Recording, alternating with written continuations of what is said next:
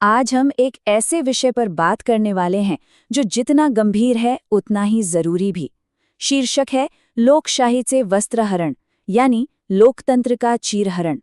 तो चलिए इस पूरे विश्लेषण की शुरुआत एक बहुत ही गहरे सवाल से करते हैं। एक ऐसा सवाल जो हम सब ने शायद कभी न कभी खुद से पूछा होगा कि आखिर इतिहास खुद को बार बार क्यों दोहराता है। असल में हम आज एक ऐसे मोनोलॉग को समझने की कोशिश करेंगे जो महाभारत जैसे हमारे प्राचीन महाकाव्य का सहारा लेता है और उसके जरिए हमारे आज के दौर पर, आज के समय पर एक बहुत ही तीखी और जरूरी टिप्पणी करता है। तो चलिए सीधे चलते हैं उस कहानी में। ये मोनोलॉग हमें सीधा ले जाता है महाभारत की उस सभा में, वो सभा जहां से पूरी कहानी ने एक बहुत ही अहम मोड़ लिया था। जरा उस सीन को, उस दृश्य को अपने मन में लाइए। सभा लगी है कौरवों की, वहां भीष्म जैसे ज्ञानी भी बैठे हैं, द्रोण जैसे महान योद्धा भी मौजूद हैं, और उन्हीं की आंखों के ठीक सामने एक घोर अपराध हो रहा है, द्रौपदी का सरेआम चीरहरण। और यहीं पर ये मोनोलॉग अपना सबसे बड़ा सवाल खड़ा करता है। सवाल ये है कि ये सब ज्ञानी लोग, ये बड़े बड़े महारथी आखिर सिर झुकाए चुप क्यों बैठे रहे। जवाब बहुत सीधा सा है, क्योंकि वो सत्ता के गुलाम हो चुके थे। ये उन सब की खामोशी पर एक बहुत जबरदस्त प्रहार है। तो महाभारत की ये कहानी तो हो गई, लेकिन अब सवाल ये उठता है कि इसका आज से क्या लेना देना है। यहीं पे इस मोनोलॉग का सबसे बड़ा रूपक, सबसे बड़ा मेटाफर सामने आता है। वो ये है कि आज का जो लोकतंत्र है वो द्रौपदी जैसा है।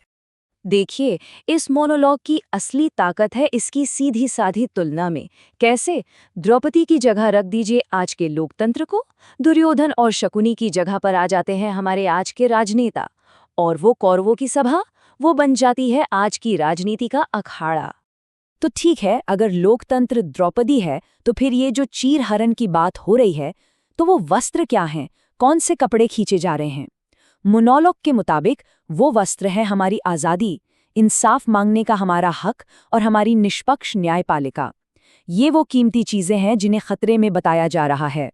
लेकिन कहानी सिर्फ हमला करने वालों की नहीं है। ये मोनोलॉग ये उन पर भी सीधी उंगली उठाता है जो ये सब कुछ होते हुए चुपचाप देख रहे हैं, यानी कि आज के जमाने के मूक प्रेक्षक। तर्क बहुत सीधा और कड़वा है कि जिन लोगों को रक्षक बनाकर भेजा गया था वही आज भक्षक की भूमिका में खड़े हैं और सब देख रहे हैं। यह उस गहरे विश्वासघात की तरफ इशारा है जो कहा जा रहा है कि लोकतंत्र के साथ हो रहा है। और फिर मोनोलॉग एक कदम और आगे जाता है। वो लोकतंत्र को ही एक आवाज दे देता है, और ये आवाज एक सवाल नहीं, एक चीख जैसी है। लोकतंत्र मानो खुद पूछ रहा है, कहाँ है मेरी आवाज? कहाँ है वो आम इंसान जिसके नाम पर, जिसके दम पर ये कुर्सियां गर्म की जा रही हैं? ये सवाल किसी और के लिए नहीं, हम सबके लिए है। तो मामला सिर्फ चुप रहने वालों का नहीं है। मोनोलॉग ये भी बताता है कि कैसे हमारे लोकतंत्र के सबसे बड़े रखवाले, यानी हमारे कानून और हमारा संविधान, उन्हीं को एक हथियार की तरह इस्तेमाल किया जा रहा है। सोचिए, संविधान तो हमारा कवच है, हमारी शील्ड है ना? लेकिन ये मोनोलॉग दावा करता है कि जब शकुनी जैसे धोखेबाज लोग नैतिकता, सही गलत सब कुछ ताक पर रखकर कपट के पासे फेंकते हैं, तो फिर नियमों की मोटी मोटी किताबें भी बेबस हो जाती। तो ये आज के शकुनी हैं। इनकी चालें क्या हैं? मोनोलॉग के हिसाब से चालें बिल्कुल साफ हैं। स्टेप 1, धर्म का इस्तेमाल करके नफरत की राजनीति करो। स्टेप 2, जनता की आंखों पर पट्टी बांधो ताकि सच न दिखे। और स्टेप 3, पर्दे के पीछे से लोकतंत्र को ही लूट लो। तो इतनी सब बातें सुनकर लग सकता है कि क्या सब कुछ निराशाजनक है? क्या कोई उम्मीद नहीं है? नहीं, मोनोलॉग हमें ऐसे अंधेरे में नहीं छोड़ता। वो एक उम्मीद की तरफ भी इशारा करता है, लेकिन एक बहुत बड़े सवाल के साथ। सवाल ये कि इस दौर में, इस युग में कृष्ण कौन बनेगा?